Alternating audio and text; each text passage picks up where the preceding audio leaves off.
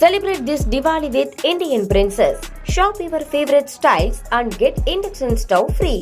Visit your nearest store today. Deepavali பண்டிகை நெருங்கி வரும் நிலையில் புத்தாடைகள், பட்டாசுகள் என்று விற்பனை ஒருபுறம் பரபரப்பாக நடைபெற்று வருகிறது. அதேபோல சென்னையிலிருந்து சொந்த ஊர்களுக்கு செல்லும் மக்களின் காரணமாக பல்வேறு இடங்களில் போக்குவரத்து நெரிசலும் காணப்படுகிறது. இது தொடர்பான கூடுதல் தகவல்களை நாம் பார்க்கவிருக்கிறோம்.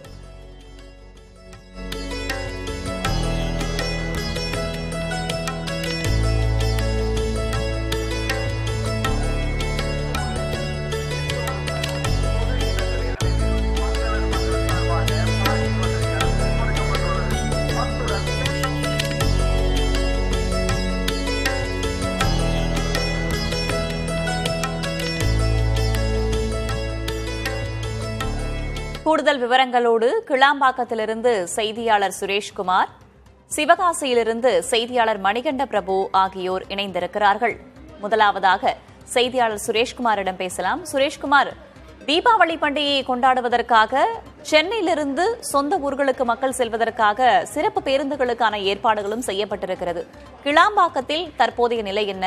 போதுமான அளவுக்கு பேருந்துகள் இயக்கப்படுவதாக மக்கள் கூறுகிறார்களா? விவரம் என்ன?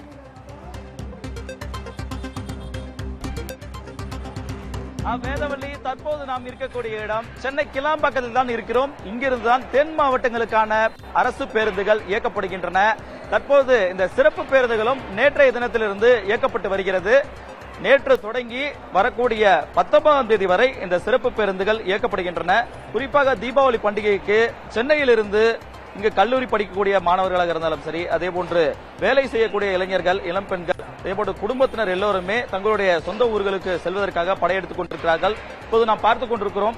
ஒளிப்பதிவாளர் ஜோஷா காட்டக்கூடிய காட்சிகளிலே தெரியும் இந்த கிளாம்பாக்கம் பேருந்து நிலையத்துக்கு எவ்வளவு பேர் தற்போதே இந்த பேருந்துக்காக காத்திருக்கிறார்கள் என்பது நம் பார்த்தாலே தெரிகிறது.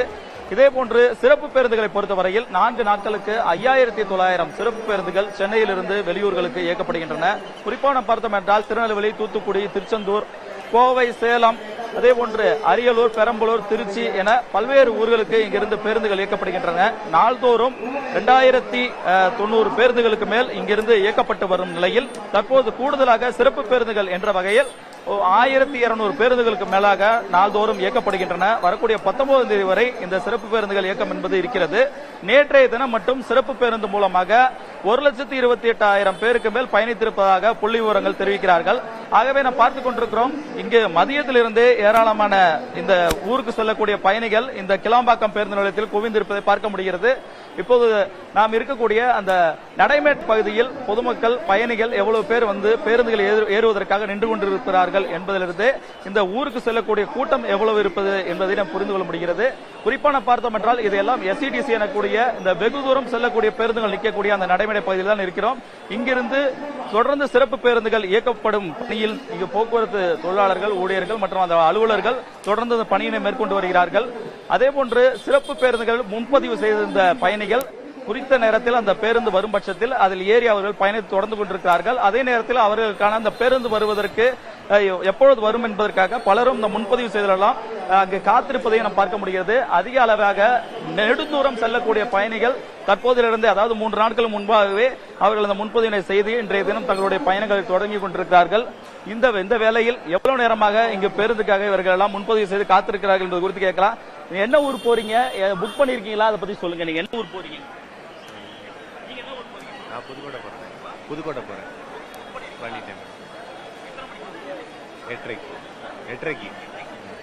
8:30 மணிக்கு இவருடைய பேருந்து வரக்கூடியதாக தெரிவிக்கிறார். ஆனால் முன்கூட்டியே, அதாவது ஒருவேளை போக்குவரத்து நெரிசல் சிக்கி விடுவோமோ அல்லது வேறு ஏதாவது தடங்கள் ஏற்பட்டு விடுமோ என்பதற்காக முன்கூட்டியே வந்திருப்பதை இந்த பயணிகள் வந்திருப்பதை பார்க்க முடிகிறது.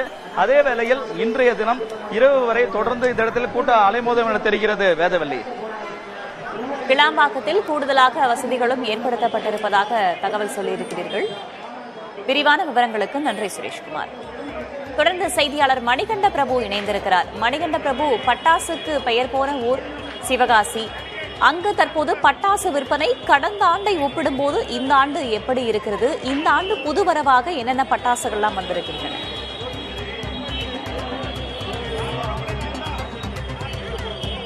வேதவள்ளி, தற்போது நாம் நின்று கொண்டிருக்கக்கூடிய இந்த பகுதி என்பது மதுரை 4 மாசி வீதி பகுதி. இந்த பகுதியில்தான் தீபாவளி பண்டிகையொட்டி மக்கள் தங்களுக்கு தேவையான பொருட்களை வாங்குவதற்காக கூட்டமாக வந்து கொண்டிருக்கிறார்கள். மதுரையை பொறுத்தமட்டில் வணிக வீதியான இந்த 4 மாசி வீதி பகுதிகளில்தான் வியாபாரம் என்பது அதிக அளவில் இருக்கும். லட்சக்கணக்கான மக்கள் மதுரை 4 மாசி வீதியை சுற்றி தங்களுக்கு தேவையான அந்த புத்தாடைகள், பட்டாசுகள், அதே போல வீட்டு உபயோகப் பொருட்கள், மளிகை பொருட்கள், இப்படி பல்வேறு விதமான பொருட்களை இந்த வணிக வீதியான 4 மாசி வீதியினுடைய 4 பகுதிகளிலேயுமே எடுப்பார்கள். அதே போல அவர்கள் பெற்றுக்கொள்வார்கள்.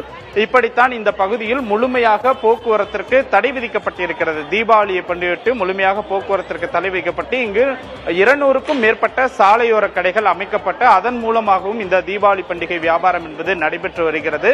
இன்னும் தீபாவளி பண்டிகைக்கு 2 நாட்களே உள்ள நிலையில் குறிப்பாக வட மாநிலத்தை சார்ந்தவர்களும் அதே போல தென் மாவட்டத்தினுடைய பல்வேறு பகுதிகளை சார்ந்தவர்களும் கூட அதிக அளவில் கடைகள் அமைத்து இங்கே வியாபாரத்தில் ஈடுபடுவதை நம்மால் பார்க்க முடிகிறது. குறிப்பாக இந்த பகுதியில் 100க்கும் மேற்பட்ட காவல்துறையினர் பாதுகாப்பு பணிகளில் ஈடுபட்டிருக்கிறார்கள். கடந்த சில நாட்களாகவே குறிப்பாக ஒரு 4 தினங்களாக காலையிலும் மாலையிலும் மழை பெய்து வருவதால் சாலையோர வியாபாரம் என்பது முற்றிலுமாகவே பாதிக்கப்பட்டு இந்த வணிகம் என்பதும் பாதிக்கப்பட்டிருக்கிறது.